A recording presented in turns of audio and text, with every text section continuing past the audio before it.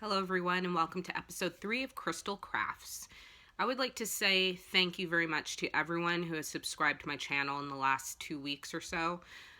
There's been a huge influx and I appreciate every single one of you, and I would like to also give a very special thank you to Ella of No Catchy Name. She shared my first video on her Facebook page, and that's how many of you found me. So once again, I would like to say thank you to all of you, new and returning subscribers. So let's get started. So first, I want to tell you where you can find me, or where you can tell your friends to find me. On Etsy, I am under Winter Apocalypse, one word. On Instagram, you can find me on Crystal Crafts 36, Ravelry, Hello KTY 13, Pinterest, I am under Crystal C, and my email address is actually on my channel, but it is winterapocalypse34@gmail.com. So if you have any questions or if you want to talk to me privately for some reason, those are all the places you can do that. So let's get started with works in progress first. So you know I'm making a sweater, a cardigan, which I have a piece of it around me somewhere, or I forgot it. Oh, here we go. And I'm working on the sleeve right now. When I first started talking about this, first of all, I want to correct myself. The Karen Simply Soft is actually in pumpkin and not carrot. Carrot is from Super Saver by Red Heart. So Erin Fleck by Red Heart, and Karen Simply Soft, pumpkin. But this is the sleeve. When I first mentioned that I was working on the sleeves, I was still working on the ribbing, so I've actually made a lot of progress. This is a very quick, easy pattern, but I am getting a little burnt out on it, so I'm going to put it in hibernation for a while, so you probably won't see this anytime soon after this. So that's the first work in progress. My next work in progress is this. I started this about a year ago, and basically, I'm going to be making circles until I die, because I need that many circles. This is so far what I have. I have to make 190 of these for my size. So, once again, circles until I die. And I have all of my cotton yarn sitting in my cotton basket. I'm going to probably buy a couple more colors, maybe yellow and possibly a green, so it stands out a little more. Because right now I have like orange, pink, mint, coral, light pink, things like that. And I mean, they stand out and they pop against each other, but I figured throw something extra bright in there. Other works in progress, I'm still working on my pig. And what I made the other day was its second ear, so at some point it will look like a pig. I promise. I made a second body for the pig. This is the first one. Light pink, dark pink is because that's what I had. I only had a little of the light pink, so I chose to make it the opposite. Instead of a light pink pig, a darker pink strawberry by Karen Simply Soft.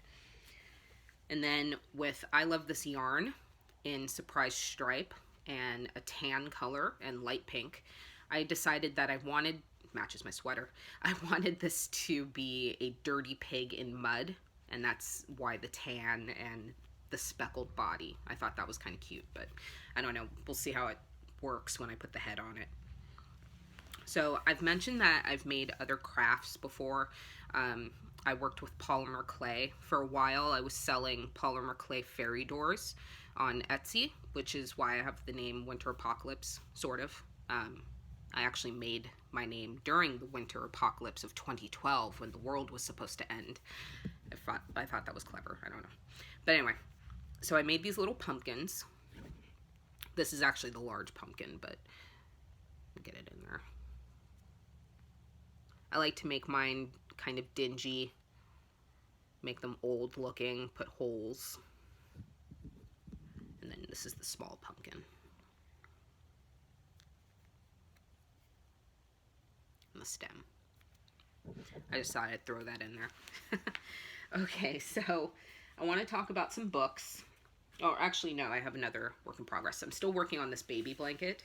The last time I showed it, I was actually below this join here, and I was somewhere around here. So since the last video, this is how much progress I've made. I have a fun idea of what I'm going to do with this. I'm going to put appliques on it, but I don't want to say what they are yet until I see how it looks, because if I say it and then it doesn't work out, then I feel bad. So I don't want to do that. Okay, so I want to go into some books, and some of the books will go into finished objects that I made a long time ago, a couple years ago actually. So we'll start with that. The first book is actually Amigurumi, and I know this is backwards, but Amigurumi by Allison Hoffman. You can find her under Crafty is Cool on Instagram, Twitter, Facebook. She is all over the place, Ravelry, etc. She has 4 books, but this was her first one, and you can, as you see, make people. So, of course, when you buy this book, the first thing you want to do is make yourself, of course. And she matches my sweater. Everything matches me today. Of course, I have my hair in a ponytail because that's typically what I do. And second feet syndrome. I did not make the feet. I stopped. I don't know why, but I never finished her. Here she is from profile. I just tied the hair back with extra yarn. I didn't really want to finish the hair, but I have light brown hair in there too. I made also a zombie, which is tangled up in my yarn over here. Zombie with 2 colored eyes, blue and brown, exposed brain, blood coming from his nose. And my pride and joy, the one I love the most. She has no feet on purpose because she stands by herself, but this is my Marie Antoinette doll. She has her elaborate headpiece. She has light parts in her hair, which represent her strawberry blonde hair that she had. Her powdered wig. I made her with a powdered face. She actually has glittery yarn here, and this represents one of her peasant outfits that she would wear. And then this is what she looks like underneath. No feet, but she stands up. And I gave her pink stockings. But this is my pride and joy. This is my favorite that I've made. Back to Allison's book. There is a gallery, I believe, in here where I can show you a couple things. Marilyn Monroe, Willie Nelson.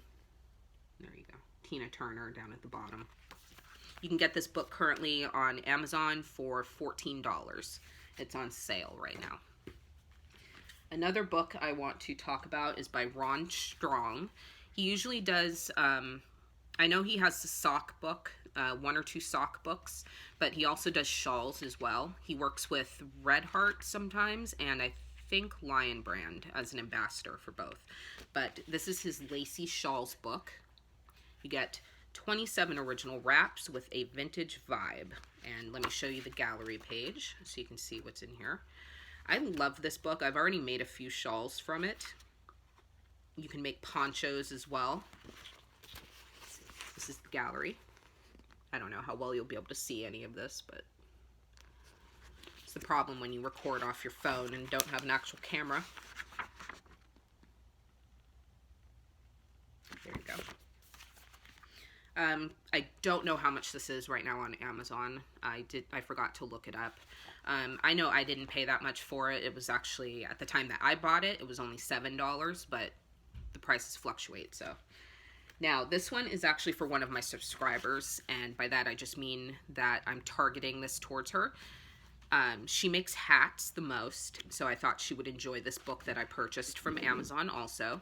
This right now is $10 on Amazon. And of course backwards again, but it says crocheted beanies and slouchy hats, 31 patterns for fun, colorful hats by Julie King.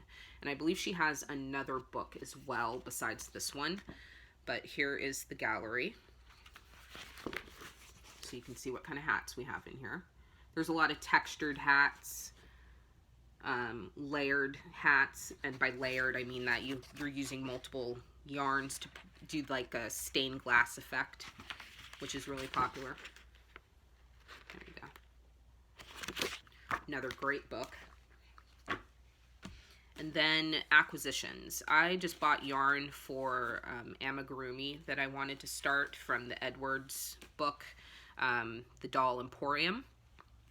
So I just bought mainstays in white. This is actually for my fox lovey that I need to finish. I bought Buff from Red Heart Super Saver.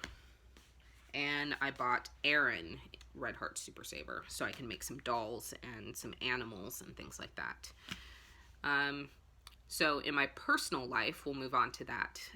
In my personal life, our heater broke. We're waiting on maintenance. It's been raining for about 4 days, so of course they can't go up there or they'll electrocute themselves. So it's been kind of cold in the apartment.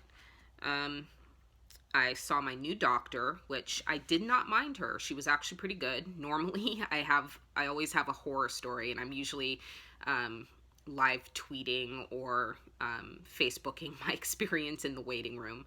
And in the waiting room, which is why I'm always nervous in these waiting rooms, because unfortunately, I don't necessarily like to be in a group of people that are like me for this reason here. So there was a gentleman off to the side, and he was with his mother, and he flipped out, and he was pissed off that they were running really late for his appointment, and he was cursing. He would run in and out, and he was just very, very aggressive, and that's the kind of behavior I know is going on in all of our heads when we're in that type of office, and it's very stressful. It's nerve-wracking for me as well. So there's that. My son is doing really well in ABA, which is Applied Behavioral Analysis. They work with him on his behavior, and they just target certain behavioral qualities. And something else that's happened this week. No, that's it. That was pretty much the gist. So let's move on to what I'm watching. So recently I was watching Midnight Diner Tokyo Stories, and if you're a crocheter or knitter who can actually watch something that has subtitles and work on your item at the same time, kudos to you. I can half do that, but not completely.